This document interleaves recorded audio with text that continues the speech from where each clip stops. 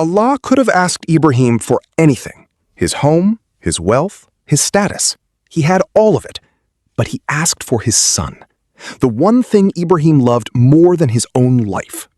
And when you understand why, it will completely change how you see every hardship Allah has ever placed in your life. Let's go back. Ibrahim alayhi salam did not have a normal life. From the very beginning, he was tested in ways most of us cannot even imagine. He was thrown into a fire as a young man. He left his homeland, he wandered through deserts, he argued with kings, he was rejected by his own father. And through all of it, he never broke. He kept going. He kept trusting. He kept saying, Allah is enough. And then, after decades of pain and patience, after years of making dua for a child, after growing old and watching his hair turn gray, a son was born. Ismail, his firstborn, his miracle. The answer to a prayer that had been on his lips for so long, he probably wondered if it would ever be answered. Think about what that moment felt like.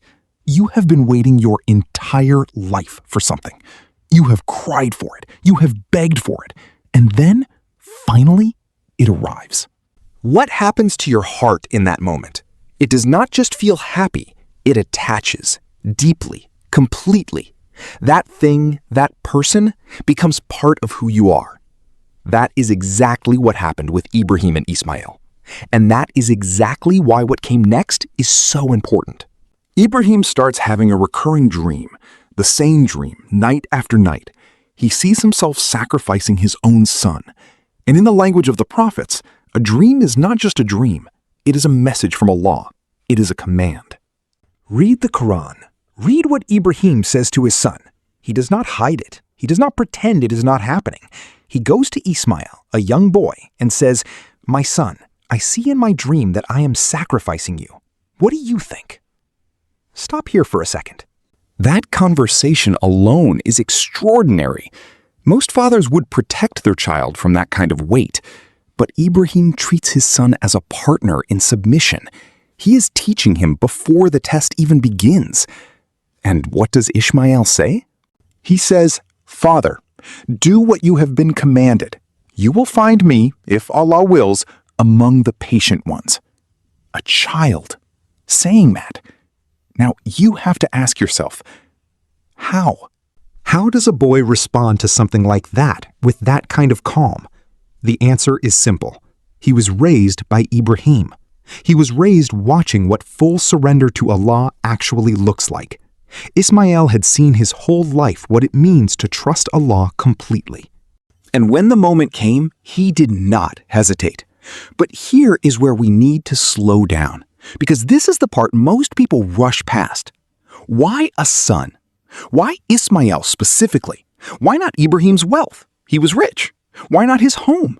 Why not his standing among people? Why did Allah go straight for the most painful thing imaginable? Because Allah was not testing Ibrahim's obedience. He already knew Ibrahim was obedient.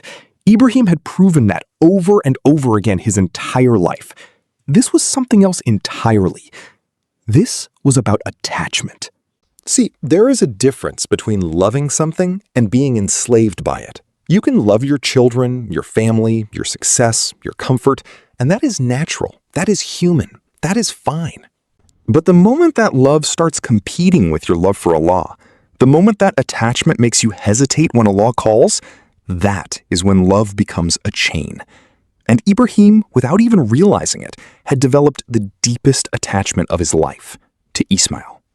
Not in a sinful way, not in a wrong way, in the most human, most understandable way possible. He loved his son the way only a father who waited decades for that son could love, with everything in him. Allah was not punishing Ibrahim for that love. He was freeing him from it. Because the test was never really about Ismail, the knife was never meant to fall. Allah knew what he was going to do.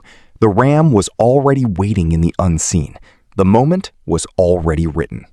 But Ibrahim did not know that. He walked up that mountain genuinely believing he was about to lose the most precious thing he had ever been given. And he kept walking. That is the point. That is the whole point.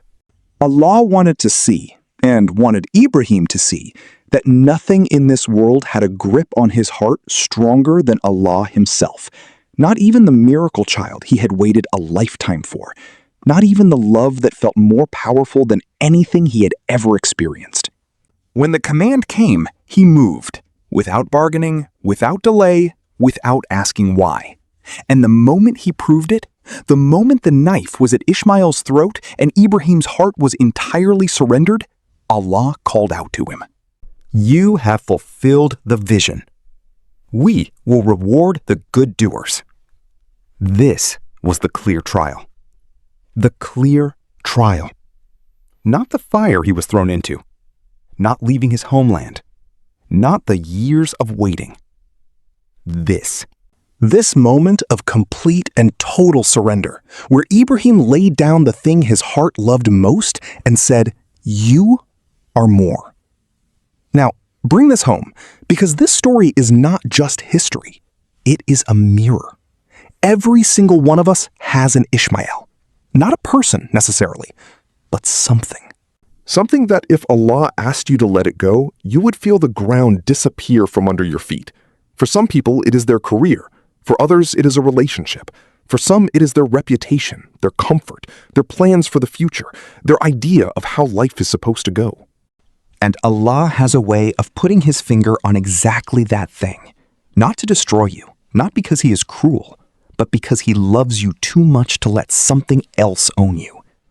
When Ibrahim put the knife to his son's throat, he was not losing Ismail. He was being freed. Freed from the fear of losing him. Freed from the attachment that, if left unchecked, could have slowly become bigger than his trust in Allah. And the moment he let go, Allah gave Ismail back to him, fully, permanently. Because now, Ibrahim held his son with open hands instead of a clenched fist. This is the secret that people miss about Qurbani every single year. We focus on the sacrifice, we focus on the animal, the ritual, the act, and those things matter. But the soul of Qurbani is this. Can you hold the things you love loosely enough that if Allah asked, you could let them go? That is the question Ibrahim answered on that mountain. And every year on Eid al-Adha, we are reminded to ask it about ourselves. There is one more thing. Ibrahim passed the test and was given a title that no one else in all of creation has been given. Khalilullah, the intimate friend of Allah. Not just a prophet, not just a messenger, a friend. The closest possible relationship between a human being and his creator. And that title was not given because Ibrahim was perfect from birth. It was earned through fire, through exile, through decades of waiting, through a mountain and a knife and a boy who said, "Do what you have been commanded." The deepest friendships are always built through the hardest moments. So the next time something you love is taken from you, or threatened, or placed on the altar of a test you did not ask for, remember Ibrahim walking up that mountain.